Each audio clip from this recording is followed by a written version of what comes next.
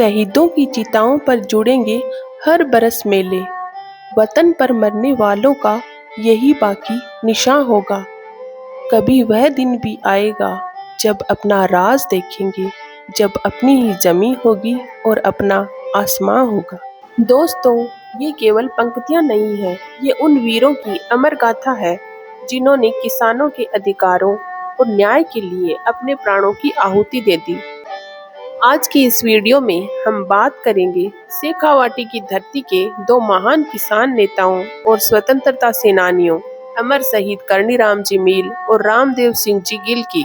सन 1952 में शेखावाटी का उदयपुरवाटी इलाका किसान आंदोलन की आग में तप रहा था। किसान जागीरदारी शोषण, भारी लगान और अत्याचारों से परेशान थे। हर तरफ एक ही आवाज उठ रही थी कि अब अन्याय नहीं सहेंगे। इसी संघर्ष के केंद्र में थे दो महान नेता, कर्णीराम जी और रामदेव सिंह जी। अप्रैल 1952 में कर्णीराम जी और रामदेव सिंह जी ने उदयपुरवाटी क्षेत्र में एक विशाल किसान सभा बुलाई। इस सभा में लगभग 20 से 25 हजार किसान इकट्ठा हुए। पूरा उदयपुरवाटी उबल रहा था। किसान अपने अधिकारों के लिए अंतिम लड़ाई लड़ने को तैयार थे। लगानबंदी आंदोलन अपनी चरम सीमा पर पहुंच चुका था। स्थिति की गंभीरता को देखते हुए राजस्थान सरकार ने केंद्रीय रिजर्व पुलिस बल यानी CRPF को उदयपुरवाटी भेजा। उनका कैंप लगाया गया चौरा गांव में। 12 मई 1952 की रात कर्णीराम जी को सूचना मिली कि चौरा गांव में जागीरदार इकट्ठा हो चुके हैं। योजना थी किसानों की फसल को जबरन उठाने की। हजारों किसान विरोध में जमा हो चुके थे। स्थिति बेहद तनावपूर्ण थी। ऐसे समय में कर्णीराम जी ने झुंझुनू लौटने का कार्यक्रम रद्द कर दिया।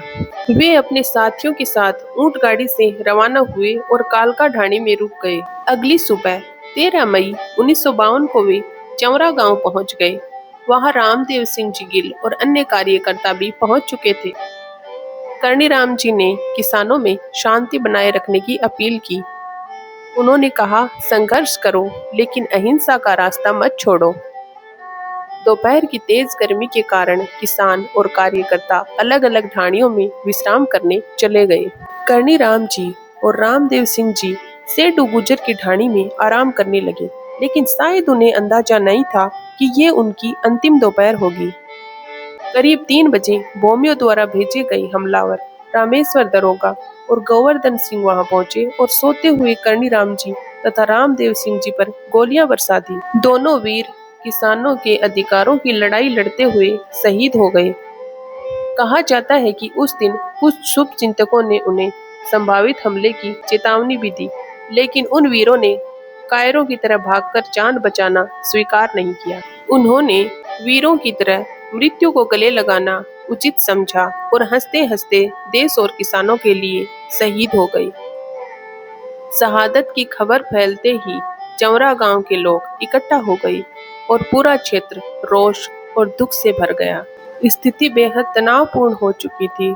तभी जयपुर से सरदार हरलाल सिंह जी, कुंभाराम आर्य जी मौके पर पहुंचे। उन्होंने जन समूह से शांति और संयम बनाए रखने की अपील की। इसके बाद हजारों लोगों की मौजूदगी में दोनों अमर शहीदों की अंतिम यात्रा निकाली गई।